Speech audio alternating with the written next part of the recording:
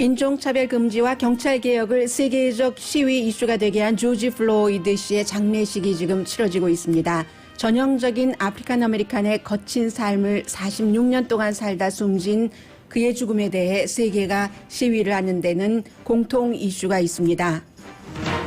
이번 대사건으로 미국의 이상적이지 않은 현실이 확연하게 세계에 드러나자 미국의 동맹국들은 난처해하고 라이벌은 거봐라 하는 태도입니다. 심지어 북한도 미국을 비난합니다.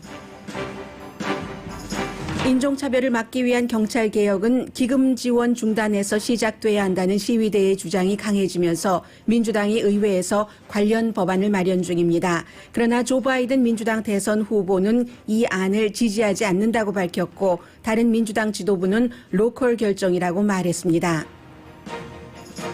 시위 도중 버팔로 경찰에게 밀쳐져 시멘트 바닥에 피를 흘리고 쓰러진 뒤 입원 중인 75세 남성에게 트럼프 대통령이 넘어진 게 조작극이라는 식의 음모론적 트윗을 해서 논란입니다. 금융권부터 스포츠계에 이르기까지 많은 분야에서 인종차별을 없애기 위한 돈의 재분배에 대해 보다 적극적으로 점검하기 시작합니다. 미국은 이미 2월에 경기 침체가 시작됐지만 빠르게 침체에서 빠져나왔다는 게 전문가들 진단입니다.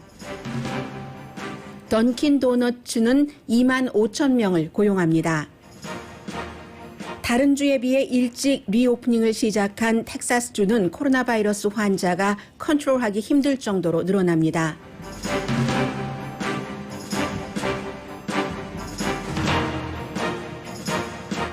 여러분 안녕하십니까? 오늘의 미국 강혜신입니다. 지금 세계적으로 시위가 계속 이어지고 있는 미국뿐만이 아니라 이 조지 플로이드 씨에 대해서 한 번 정도는 그 점검을 하는 게 좋을 것 같습니다. 왜 이렇게 그 미국을 넘어서 세계 다른 나라에서까지 이 조지 플로이드 이슈로 시위를 하는가?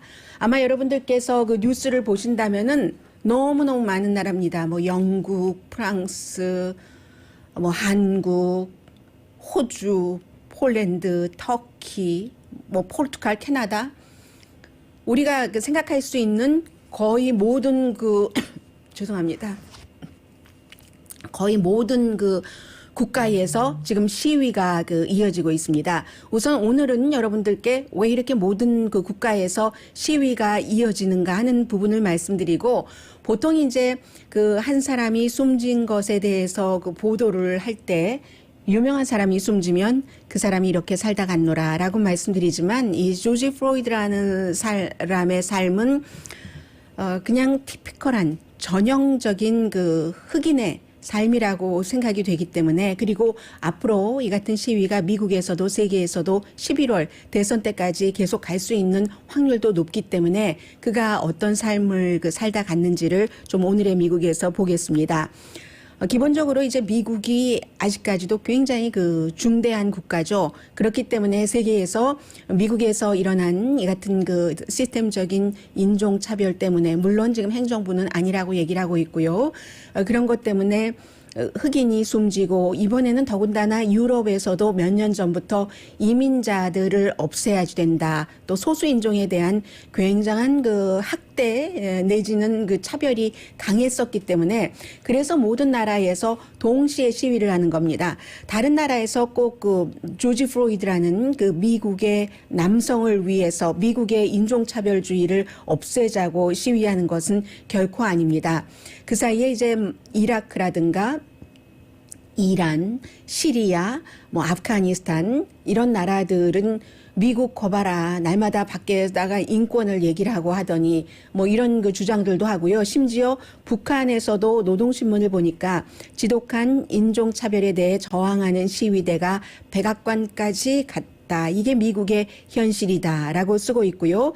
그리고 이제 아나톨라 카메네이, 이란의 최고 지도자가 그쪽 중동을 대변을 해서 얘기를 해줍니다. 이번에 경찰의 인종차별이 이게 미국 그 자체 내에 미국이라는 국가가 이란에, 이라크에, 시리아에 그렇게 목을 졸랐잖아. 지금도 목을 조르고 있잖아. 그게 바로 미국의 현실이야. 지금 그런 얘기도 하고 있고요. 중국 같은 경우는 홍콩에 대해서 뭐라 하더니 니네나 잘해라. 지금 이런 얘기를 합니다.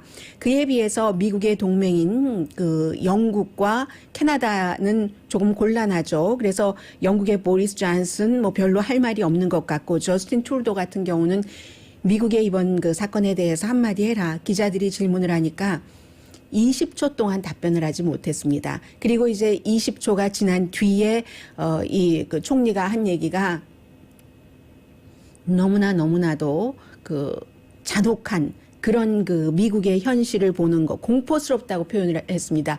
공포스럽고 그리고 그 굉장히 실망스럽다. 이 정도 트럼프 대통령을 자극하고 싶지 않은 거예요. 프랑스 같은 경우는 왜 이렇게 같이 시위에 동참을 하는가? 프랑스에서도 얼마 전에 그 말리 태생의 젊은이가 경찰 공권력에 의해서 숨졌고, 브라질도 지금 그 경관들의 뭐 시위 진압이라든가 이런 것들이 굉장히 가혹하죠. 특히 이제 현 그 대통령이 코로나 바이러스 사태 이후에 시위대를 대하는 것도 대단합니다. 그래서 브라질에서도 역시 아프리칸 아메리칸계가 경찰의 공권력에 의해서 그 숨진 케이스가 있고요. 그리고 심지어는 그 팔레스타인의 경우는 최근에 34살인데 이 사람이 자폐증을 심하게 앓고 있었는데 이스라엘 경찰에 의해서 역시 그 가혹한 행위를 당한 것. 동부가 아니라 동양 쪽으로 오자면 인도네시아에도 소수 인종들이 있죠. 역시 마찬가지 본인들이 다 겪고 있는 이런 점들 때문에 그러한 것을 바탕으로 미국의 그 공권력, 경찰력의 인종차별에 대해서 항의를 하면서 같이 그 시위를 하고 있는 겁니다. 그 사이에도 많아요. 이제 소소한 뉴스들이 나오는 게 텍사스에서도 나 숨을 쉴 수 없다. 뭐 이런 그 사람이 있었다고 하고, 영국의 그 브리스톨에서는요. 브리스톨이 그 항구 도시잖아요. 미국의 브리스톨 팜이 있는데 그 브리스톨에서는 17세기 때의 그 노예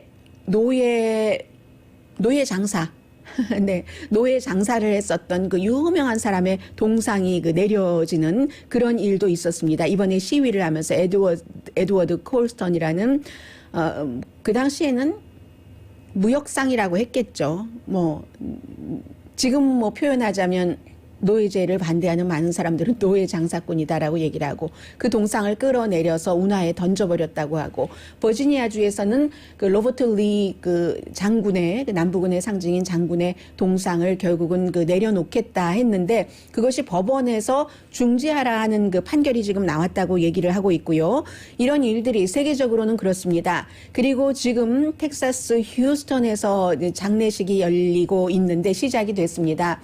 뭐 조촐하게 한다고 하죠. 그래서 조 바이든 그 전 그 부통령도 민주당의 후보도 원래는 직접 참석을 하려고 하다가 본인이 참석을 하면 스팟라이트 같은 것도 가져가고 하니까 그냥 조용히, 그러니까 가족들은 만났다고 하고요. 굉장히 가슴이 움직이는 그런 만남이었다고 하고, 비디오로 조 바이든은 메시지를 대신을 할 겁니다. 제가 여러분들께 이 조지 그 프로이드라는 그 이미 숨진 46살이었던 숨지기 전 인생의 마지막 8분 46초 정도는 본인의 의지에 의해서가 아니라 타인의 의지에 의해서 숨을 쉬지 못하고 숨을 거둔 그 사람을 말씀을 드리겠습니다. 지금 조지 프로이드에 대해서는 대통령을 지지하거나 법무장관을 그 지지하거나 또 시위대를 강하게 진압을 해야 된다고 생각하는 사람들은 전과자 한 명 죽은 것 가지고 뭘 그래, 이런 형태로 말씀하시는 분들도 굉장히 많거든요. 네, 이 사람 전과자입니다.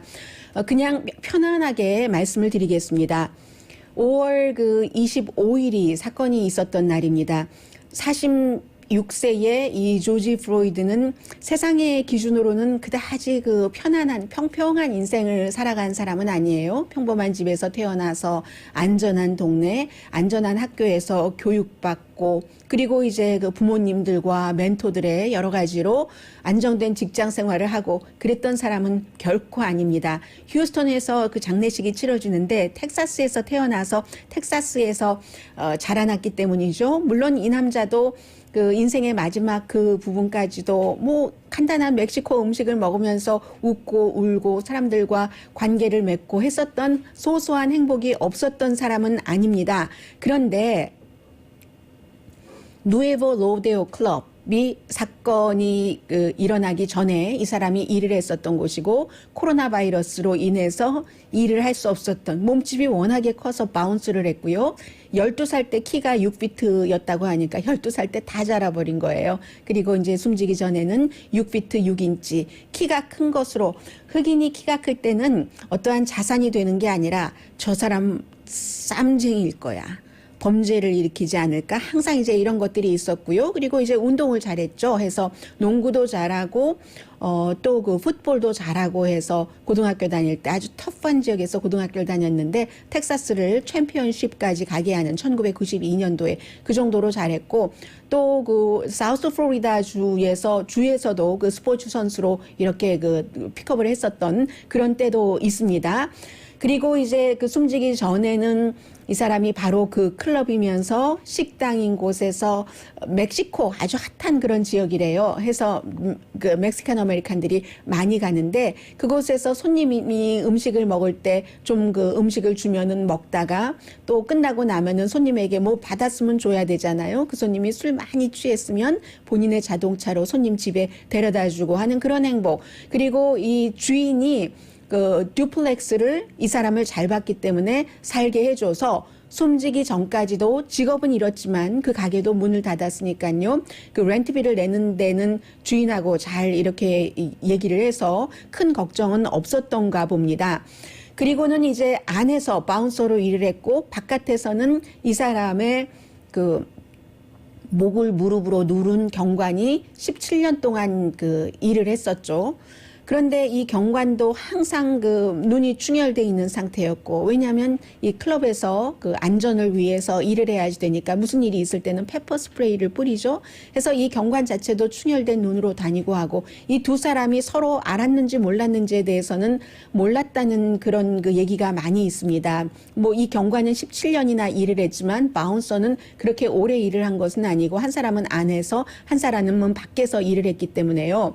왜 그럼 그 이 사람이 그 휴스턴에서 자라다가 미니애폴리스로 가게 됐는가? 그 스토리를 말씀을 드리자면은 휴스턴의 아주 그 험한 지역에서 태어나서 험한 지역에서 자랐다고 하는데 잭 예이츠 하이스쿨이라는 곳을 다녔답니다. 저는 그 휴스턴에를 가보지 않아서 모르겠습니다만은 동네 이름 자체가 있던데요. 아주 터프한 동네라고 하던데 그곳에서 태어나서 이 학교를 나오고 그 지역이 주변이 이제 그 필러 애비뉴 바프티스트 처치가 있다고 하니까 터프하다는 것을 짐작은 하겠습니다. 바로 그 처치가 마틴 루터 킹 주니어 목사가 이제 목회 활동을 했었던 그런 교회니까요.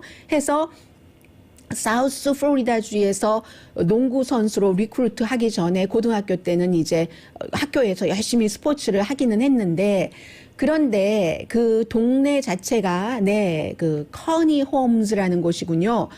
너무나 그 터프한 지역이었던 거죠. 마약, 갱, 총, 바로 숨진 조지 플로이드도 마약, 갱, 총, 이 삶에서 벗어나지 못했습니다. 뭐 갱이었다는 얘기는 없지만 그랬는데 그 커뮤니티에서 빠져나오지 못한 티피컬한 흑인의 삶을 살았습니다.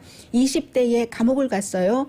그 당시에 이제 무기를 가지고 절도를 한 혐의로 그 뒤에는 코케인을 소지한 혐의로 여러 번 체포됐지만 그러나 이제 젊었을 때 큰 범죄를 저지른 그런 기록은 없습니다. 또 그 가운데 한 명은 친구가 스티브 잭슨이라고 NBA 농구 선수가 돼서 우리 쌍둥이다 하면서 너무 본인은 NBA 농구 선수가 되지 못한 사람이잖아요.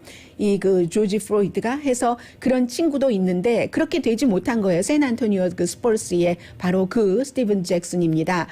아무튼 자신에게는 사이즈가 늘 문제만 됐었고 결국은 또 그 몸의 크기가 큰 그 사이즈로 바운스로서 일을 하다가 했는데 2007년도에 결정적인 범죄를 저지르게 되죠.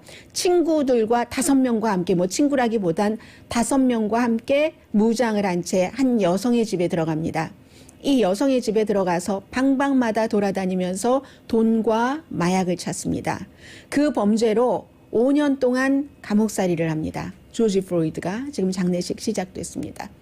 감옥살이를 하고 나왔죠. 나와서는 뭐 그 사이에 뭐 걸프렌드도 있었고 아이도 낳고 뭐 이런 일도 있다가 그러다가 내가 새 생활을 해야 되겠다. 이렇게 살아서는 안 되겠다 해서 신앙을 갖게 됐습니다. 교회입니다. 크리스천입니다. 야외 그 바프티스트 에어 바프티즘 이 그 세례도 받았습니다. 그리고 그 교회의 새로운 삶을 찾아주는 프로그램에 의해서 다른 주 휴스턴 터프한 지역이 아니라 미네소타주의 미니아폴리스로 가게 됐죠. 새로운 여자친구도 사귀게 됐고요. 삶은 비교적 행복했었습니다.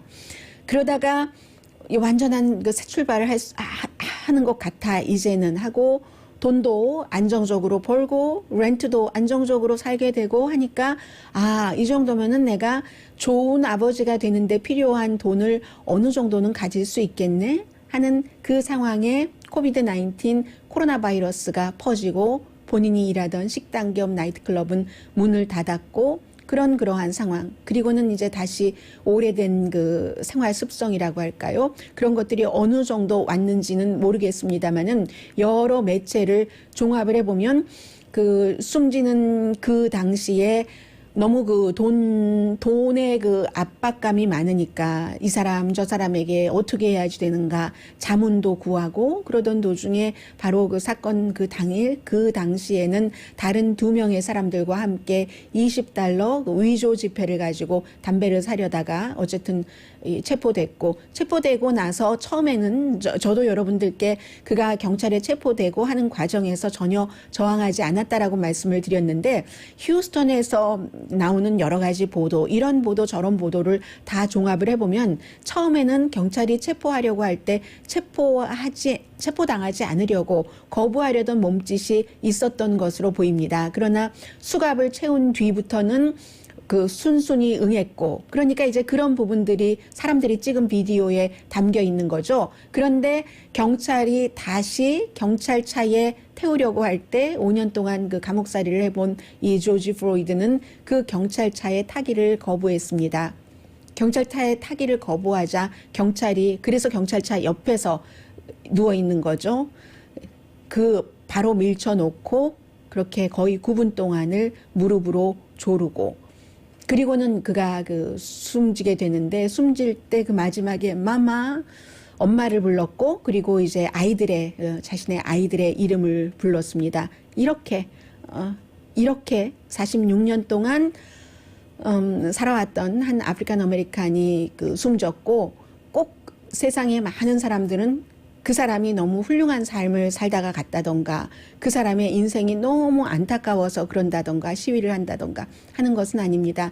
물론 대단한 그 촉매가 되기는 했지만 이렇게 경찰의 공권력이 잘못 써져서 어떠한 사람이 숨질 수도 있는 이러한 것을 막아야지 된다 하는 그런 시위가 지금 세계에서 일어나고 있고 그가 살았던 그 휴스턴에서는 지금 조지 플로이드 장례식이 치러지고 있습니다.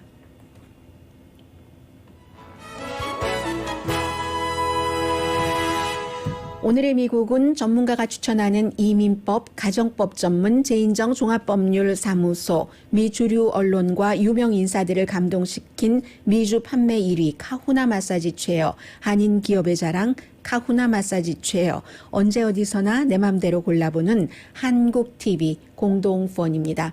잠시 뒤에는 많은 분들께서 아니 경찰을 해체한다고 하는데 이게 도대체 무슨 얘기지? 라고 말씀들을 하고 계시거든요. 도대체 우리의 그 경찰들이 운영을 할 때 경찰국을 운영을 하고 경찰 업무, 법집행관으로서의 업무를 볼 때 그 돈들이 어디서 어떻게 나오며 도대체 어제 민주당에서 지금 통과시키려고 애를 쓰고 있다는 법안의 내용은 무엇이고 민주당은 왜 그걸 하겠다는 것이고 바이든의 입장은 무엇이고 하는 그런 내용들을 잠시 뒤에 전해드리겠습니다. 라디오 서울 방송 오늘의 미국 듣고 계십니다. 네, 글쎄 이 안이 통과되기는 쉽진 않을 것 같아요. 왜냐하면 그 어제 민주당에서는 공화당이래요. 하원, 상원이 지금 안을 만들고 있는데 뭐 안 이름도 있어요. 그래서 뭐 경찰 개혁을 한다 하는 내용인데 기본적으로는 개혁을 할 때는 돈이 제일 돈줄, 목줄, 돈줄 중요한데 돈과 그리고 이제 목졸림을 하지 못하도록 한다던가 그리고 또 뭐가 있죠? 경찰에게 부당한 대우를 받았을 때 고소를 좀 하기 쉽게 하는 이런 내용들이 포함이 돼 있습니다. 그런데 지금 미국의 그 로컬 경찰들이 연방 정부에 의존을 많이 하고 있거든요. 기금 의존을. 그런 것들도 이제 미국의 그 역사에 따라서 많은 변화가 있습니다만 기억하실 거예요. 이민 오신 지 오래되신 분들은 그 빌 클린턴 전 대통령이 민주당이지만 마약과의 전쟁이라든가 그 범죄 그 전쟁 이 크라임 같은 것을 없애기 위해서 크라임 빌을 만들었고 그것이 지금 어느 정도는 조 바이든 그 후보의 발목을 잡고 있고요. 강하게 법을 집행하는 그런 것을 했을 때 담배도 마약이다 했었을 그럴 정도로요. 그랬을 때 그 당시에 이름이 커뮤니티 오리엔티드 폴리싱 그 서비스 프로그램이라고 해서 COPSP라고 약자로 그렇게 붙여서 이름이 커뮤니티자가 들어가니까 여러분들 짐작하시겠죠. 연방정부에서 그 모든 것을 다 할 수는 없으니까 그 로컬의 법 집행기관인 경찰국 그쪽에 돈을 지원을 하고 물론 정부, 시정부, 로컬 정부를 통해서죠. 지원을 하고 그렇게 해왔었던 겁니다. 94년도에요. 그래서 이제 법무부에서 돈을 많이 지원을 하겠죠. 그리고 농무부도 있어요. 농무부하고 법 집행이랑 무슨 상관이지 생각하실 수 있는데 그 상관이 됩니다. 또 국방부에서도 상관이 되고요. 해서 2020년 올해는 지금 그 빌바 법무장관이 그 100만 1000만억 4억 달러 정도를 그 예산으로 지원을 했다고 얘기를 하고 있고 그래서 94년도 그 이후에 연방 법무부에서 로컬 법 집행기관인 경찰국에 140억 달러를 지원을 해왔었습니다. 그래서 그런 지원받는 돈으로는 이제 그 경관을 고용을 하는 거예요. 그래서 올해 100만 1000만억 4억 달러 지원받은 것으로 미 전국에 596군데의 경찰국에서 약 2,700명 조금 넘습니다. 그런 경관을 고용을 했습니다. 이 부분에 대해서는 그 조 바이든 후보도 본인도 이제 대통령이 되면은 100만 1000만 3억 달러를 1년에 지원을 하겠다고 얘기를 합니다.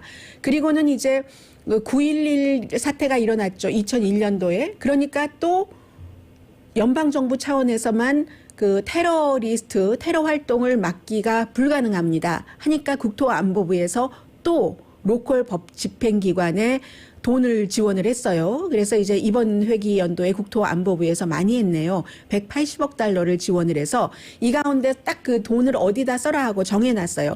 25%는 경관을 고용을 해라 하고 정해놨기 때문에 그렇게 쓰고 있고 농무부에서는요.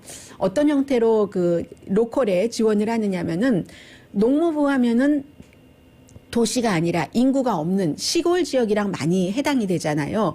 그래서 인구가 그 5천 명 미만이네요. 5만 명 미만이 아니라 5천 명 미만인 곳에 어떤 작은 경찰국 예전에 무슨 그 보안관 같이럼이래요. 보안관 예전 시절에 가니까 말도 옛스럽게 하네요. 그 게리 쿠퍼가 보안관으로 나오고 그레이스 켈리가 신부로 나오는 하이눈과 같은 그런 작은 마을에 이렇게 그 경찰국 비슷하게 뭔가를 만드는 그리고 아니면 이제 새로운 자동차를 페트롤카죠 주는 것을 하고 국방부 이게 이제 지금 이슈가 되고 있는데 국방부는 어떻게 지원하냐면요 새로운 무기도 만들고 다른 나라도 하니까 우리도 쓰진 않아도 만들고 해야 되니까 신무기를 국방부가 갖게 됐을 때 아주 성능 좋은데 너무너무 좋은데 안 쓰는 거 있잖아요. 집에 안 쓰는 칼도 많고 하잖아요.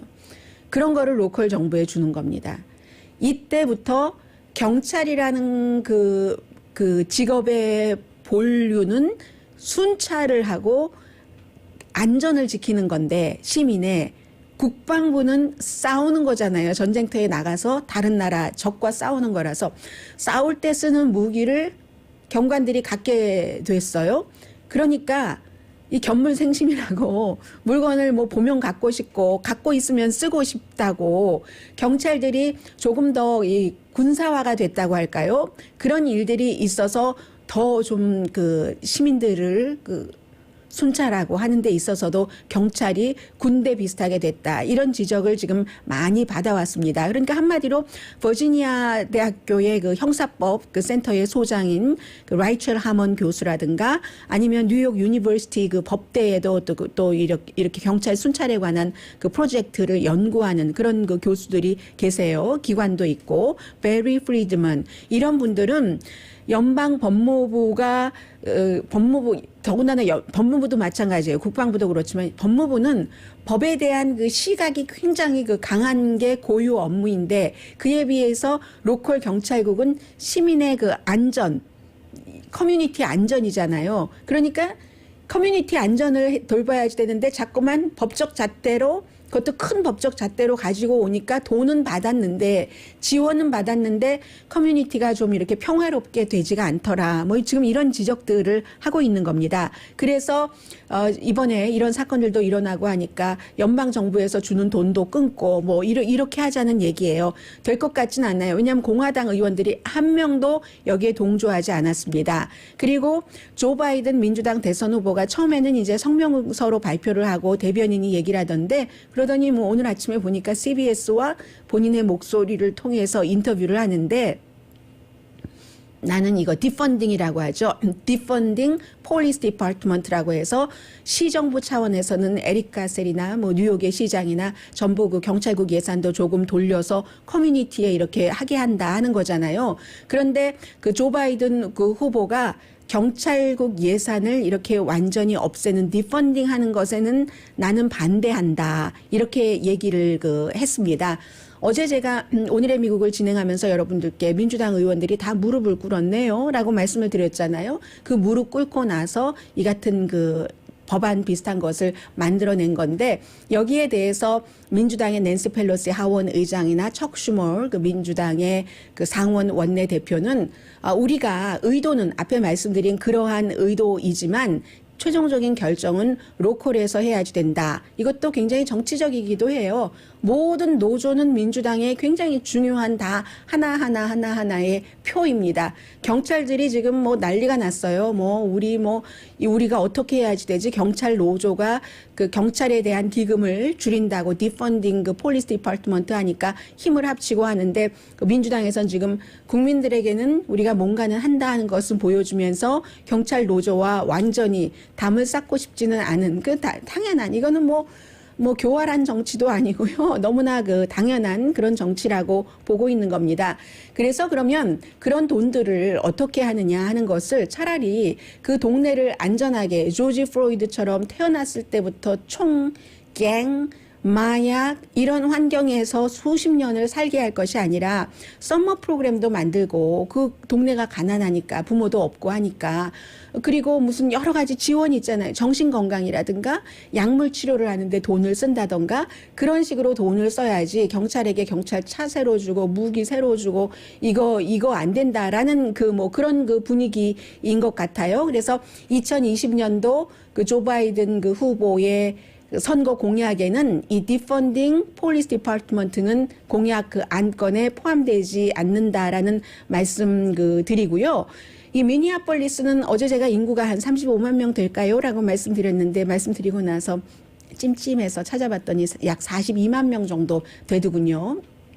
42만 명 정도 되는데 미니애폴리스 시의회 자체에서 말하자면 좀 전에 말씀드린 것처럼 무슨 경찰 자체는 존재를 하는데 좀 다른 형태의 그런 식으로 하겠다라는 얘기이고요. 그리고 이미 그렇게 한 곳이 있습니다. 뉴저지주의 어떤 주이든 작은 마을이던데요. 그런 작은 캠든이라는 곳에서 인구가 작으니까 가능할지 모르겠어요. 해보긴 해봤다는 거예요.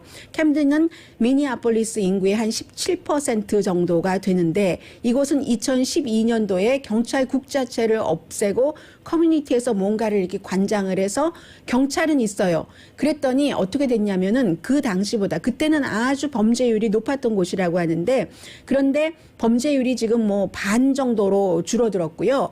경찰이 되면은 그 교육받는데 그게 다 있대요. 경찰이 되면은 바로 똑똑똑똑 문 두드리고 가서 저 신임 경찰이거든요 하고 주민에게 신고해야 된다고 하고 그리고는 이제 경찰이 아웃도어 파티도 많이 열어주고요 주민들에게 그렇게 해서 범죄율이 내려갔다. 뭐 커뮤니티와 서로 잘 협조가 되고 정보도 공유되고 하니까 그런 결과가 나올 수 있겠죠. 그래서 이제 그런 부분이 있는데 이건 그냥 하나의 예이고 이곳을 대도시 로스앤젤레스 같은 곳과 비교하기는 좀 힘들겠죠. 인구도 많이 차이가 나네요. 미니애폴리스는 워낙에 백인이 많은 곳이기 때문에 백인이 뭐 한 63% 정도는 되고 흑인은 20%도 안 되는 곳이니까요. 그래서 지금 바로 그 부분에 대해서는 경찰 뭐 해산해야 된다는 부분에 대해서는 그런 부분이고요. 또 하나는 이 시위는 앞서 말씀드린 것처럼 좀 오래 갈 것 같다. 선거 때까지 갈 수도 있다. 갈 가능성이 높다. 산발적으로라도 그렇게 말씀드렸는데 지금 트럼프 대통령의 어떠한 선거 공약을 보면은 오늘도 트윗을 했는데 그 트윗에 대통령이 뭐라고 했냐면은 얼마 전에 제가 지난주에 본 그 비디오 클립 가운데서 가장 무섭고 인간이 잔인하다라는 생각을 하다가도 그럴 수도 있겠어. 집단적으로 늘 그런 것을 보고 또 뭔가 본인이 해를 입지 않으려면 그렇게 무심히 지나갈 수도 있겠어라고 생각을 했는데 75세에 이분은 뭐 시위를 많이 하시는 분입니다. 보통 그를 아는 사람들은 평화운동가라고 부르고요. 버팔로에서 시위를 하다가 이번 사건과 관련해서 버팔로 경찰과 이렇게 마주했는데 경찰이 이 사람을 확 밀었는데 시멘트 그냥 머리를 시멘트에 딱 댄 거예요. 그런데 피가 나왔거든요. 피가 막 줄줄 흐르는데요. 어떤 경관이 거기 가서 어떻게 해주라고 하니까 다른 경관이 가자고 끌어내고 그 수십 명의 특별 전담반들이 그냥 사람은 정신을 잃고 피가 세멘트 바닥에 뻘겋게 흥건히 막 흐르고 있는데 그냥 지나갔어요. 그래서 저는 너무 깜짝 놀라서 그럴 수도 있겠구나. 여러 가지 라이어빌리티도 있고 그 사람은 이미 피를 흘리고 있었는데 내가 만져서 피를 흘렸다고 할 수도 있고 그래도 이머전시 뭐라도 불러주고 가서 옆에서 가까이는 안 가도 보기라도 해야지 되는 거 아닌가요? 저처럼 소시민의 마음은 그랬는데 그 사건에 대해서 그분은 지금도 병원에 계십니다. 결국은 급히 아주 빨리 기소를 했어요.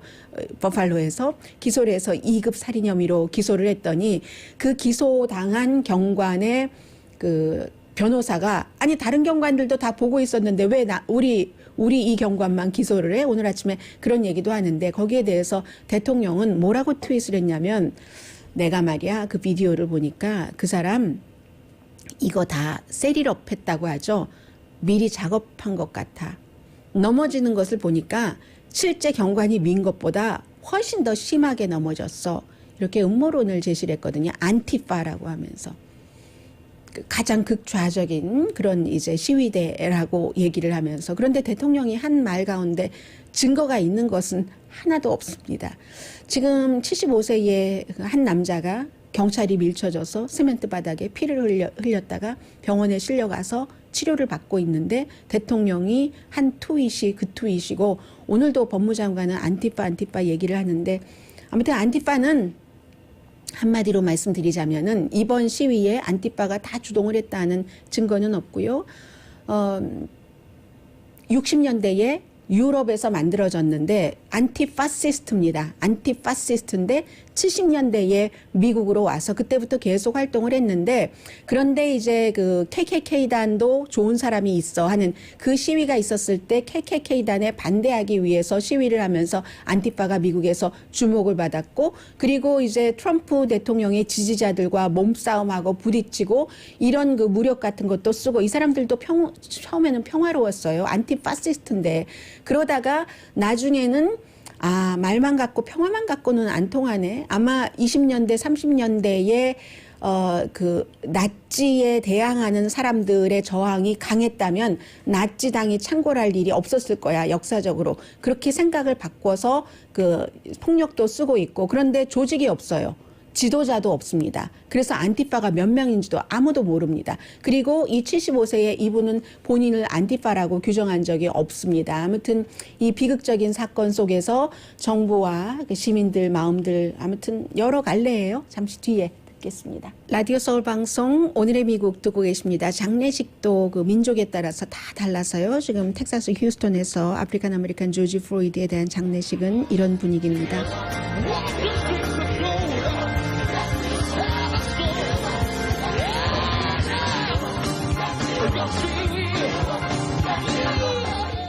네, 이번 사건 이후에 제일 먼저 이제 그 아프리칸 아메리칸 그 커뮤니티를 위해서, 소수 인종을 위해서 돈을 지원을 하겠다 하고 나온 회사가 사실은 그 손정희 씨의 소프트뱅크예요. 당시에 1억 달러를 얘기를 했었고, 그 뒤에 이제 미국은 현지니까 10억 달러 뱅크 오브 아메리카가 얘기를 했습니다. 그 다음에 이제 그 스포츠계에서 굉장히 스포츠계에서 활동하고 있는 그 선수의 경우에는 아프리칸 아메리칸들이 많기 때문에 미국의 이제 4대 그 스포츠 리그들은 전부 분석을 하고 있습니다. 어떤 그 스포츠 리그가 꼭 선수들뿐만이 아니라 그 다른 스태프들도 고용을 많이 하는가. NBA가 제일 많네요. 왜냐하면 NBA가 사실 선수도 많잖아요. 선수의 한 80% 정도는 아프리칸 아메리칸인데 어시스턴트 코치의 37.1%가 NBA는 아프리칸 아메리칸이고 헤드 코치도 26%나 됩니다. 그 다음이 NFL인데 NFL도 뭐 많잖아요. 흑인 선수들. 헤드 코치의 9.4%, 어시스턴트 코치의 29.6%, 선수의 58.9%. 그리고는 이제 프로페셔널한 그런 스텝들이 있겠죠. 여러 분야에서 돈을 다룬다던가. 그게 이제 NBA는 20.8%, NFL은 8.8% 정도 됩니다. 이런 것들을 더 해야지 된다. 지금 그 소수 인종들, 특히 아프리칸 아메리칸들은 선수들이 있기 때문에 더 해야지 된다 하는 그런 뭐 자성의 목소리, 이런 것들도 지금 많이 나오고 있고요. 그리고 던킨 도너츠가 2만 5천 명을 고용한답니다. 아니, 지금 이 상황에 그 새로운 뉴스 아닌가요? 해서 더군다나 이 고용하는 게 방식 자체가 뭐 던킨 도너츠 하면은 이제는 더 이상 도너츠 샵이라고 하기보다는 레스토랑이라고 볼 수 있는데, 전국적인 체인을 갖고 있는 레스토랑인데 공고를 합니다. 식당 그 종업원 광고 해서 이렇게 딱 그 공고를 아주 전체적으로 이렇게 뭐 미디어 등등을 통해서 하고 있거든요. 그리고 또 그 서든 뉴햄프셔 유니버시티와 함께 새롭게 그 파트너십을 해서 우리 직원이라든가 또 던킨 도너츠 샵을 운영하고 있는 사람이 그 대학교에 가면은 등록금을 싸게 해주는, 전에 그 스타벅스가 그렇게 했었잖아요. 그런 프로그램도 한다고 합니다. 뭐 타코벨도 지금 고용을 늘린다고 하고요. 그렇다고 하니까 그런 것이 있고, 지금 미국의 그 경제에 대해서는 5월 달에 좋아졌다. 당연히 이제 문을 닫았다가 여니까요. 그런데 전국 경제연구소라고 있습니다. National Bureau of Economic Research라고 하는데 비영리 재단이에요. 그런데 이 비영리 재단이 딱 그 규정을 했어요. 미국은 2월 달부터 이미 경기 침체였다. 경기 침체라는 게 뭐 경제 전문가에 따라서 약간 그 해석하는데 차이는 있습니다만, 보통 그 2개월 연속 뭐 경기 그 활동이 마이너스라든지 몇 개월 정도 마이너스가 연속이 되면은 경기 침체로 보죠. 그런데 지금 2월 달에 시작됐으면 2월 달, 3월 달, 4월 달 하고 나서는 5월 달에는 일자리가 250만 개가 늘어났다고 하니까 어찌 계산을 하던 없어졌던 것이 다시 늘어난 것이던 전혀 상관없는 새 것이 왔던, 그렇다고 하니까 경기 침체가 끝났다고 보는 겁니다. 우리가 생각하고 있지 못한 때 왔다가 끝났다. 그래서 1854년 이후에 경기 불황이 시작되고 나서 6개월 미만에 끝난 적이 한 번도 없대요.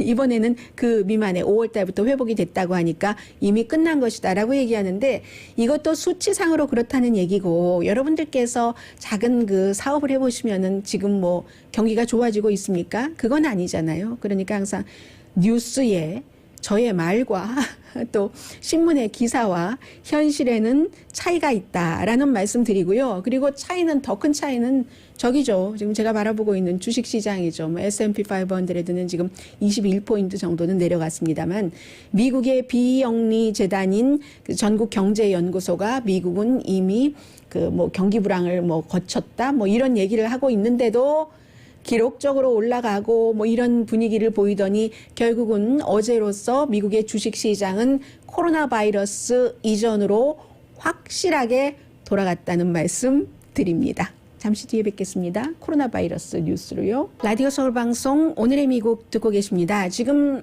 뭐 세계보건기구도 그렇고 로컬 그 미국의 보건 관계자들도 시위가 이어지면서 코로나 바이러스가 다시 확산될 것을 굉장히 걱정합니다. 텍사스 보건국이 발표를 했는데요. 월요일에 1935명이 입원을 했답니다. 그런데 이제 이 1935명이면 텍사스 병원에서 케어할 수 있는 그것보다 훨씬 그 많은 그 숫자라고 얘기를 하고 있거든요. 그 전에 이게 또 제일 많았어요. 하루 그 확진자로서는. 그 전에 가장 많이 확진자가 나왔었던 때가 5월 5일이 1888명이었답니다. 그런데 이제 텍사스가 술집이라든가 또 식당, 놀이공원, 그 밖에 다른 곳들을 한 그 50% 정도 사람들 받으면 전에 비해서 그러면은 이제 오픈할 수 있다 하면서 이런 일들이 그 일어났고요. 그리고 텍사스뿐만이 아니라 지금 텍사스에서도 한 1,800분 정도는 숨지셨습니다. 코로나 바이러스로. 그런데 지금 20군데 그 미국 그 각 주에서는 사망자가 아니라 확진자가 늘어나고 있습니다. 그 가운데에 이제 캘리포니아, 텍사스, 미시건, 플로리다, 노스캐롤라이나, 테네시, 워싱턴, 미주리, 사우스캐롤라이나, 하와이도 지금 높아지고 있네요. 버먼트, 아이다호, 오레곤, 푸에르토리코, 뉴멕시코, 유타, 또 있는데요. 알래스카, 몬타나가 있고 그 밖에 네바다도 지금 늘어나고 있어요. 네바다는 지난 주말에 이제 대대적으로 오픈을 했고 켄터키도 지금 플로리다주도 마찬가지고요. 그래서 뉴욕도 지금 이제 대대적으로 오픈을 했기 때문에 이거 사람들이 굉장히 걱정을 하고 있다. 존스 홉킨스가 아무튼 20개 주가 지금 그 리오프닝 하고 그런 과정에서 이제 그 확진자가 늘어나고 있다라고 발표를 하고 있고, 이 코로나 바이러스에 대해서는 아직도 전문가들이 모르고 있기 때문에 오늘 또 그런 얘기도 나오잖아요. 우한 지역에서 뭐 12월 달 그 이전이 아니라 8월 달부터 이 바이러스가 확산되기 시작했다. 이게 미국의 하버드 대학교와 그리고 이제 다른 곳에서 위성 사진과 여러 가지 그 자료를 분석을 했더니, 더군다나 이제 중국의 그 웹사이트 같은 곳을요, 뭐 바이두 이런 곳을 쭉 그 분석을 하고 계산을 해봤더니, 그랬더니 이미 7월 달부터 8월 달 뭐 이런 때에 병원에 그 트래픽이 늘기 시작했다는 겁니다. 위성 사진으로 병원의 그 주차장을 본 거예요. 그랬더니 트래픽이 늘었고 사람들이 바이두 같은 데서 서치 엔진에서 기침 또 뭐 설사 이런 것에 대해서 증상을 많이 찾아보는 거죠. 그런 것으로 볼 때는 이게 8월 달부터 여름 내지 그 초가을부터가 아닐까. 중국 정부는 뭐 당연히 이 같은 내용에 대해서 정말 터무니없다라고 얘기를 하고 있는데, 그만큼 우리가 아직 그 코로나 바이러스에 대해서도 아는 것보다는 모르는 것이 훨씬 많다는 뭐 그렇게 볼 수 있는 거죠.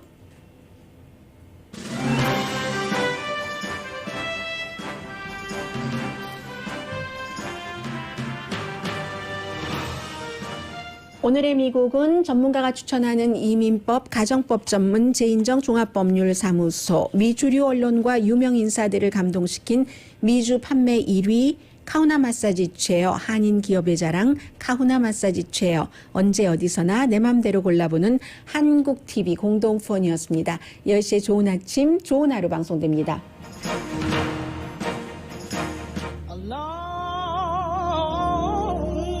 Life's narrow way. When you get sad, he will 네, take care. 그 조지 프로이드의 그 장례식에서 46년 앞서 여러분들께 말씀드린 그렇게 살다 간 조지 프로이드를 아프리칸 아메리칸 가수가 목사네요. 킴버렐 목사가 그의 인생을 지금 찬양하고 있습니다. 그런데 제가 좀 전에 광고 나가는 동안 뉴스를 보면서 살짝 웃었는데 뭐냐면은 트럼프 대통령이 75세에 경찰에 의해서 밀려서 피를 흘리고 지금 병원에서 치료받고 있는 사람 안티파라고 하니까 사람들이 시니어가 안티파란 말이야? 75세가? 그런 얘기를 해서 웃었어요. 강희신이었습니다.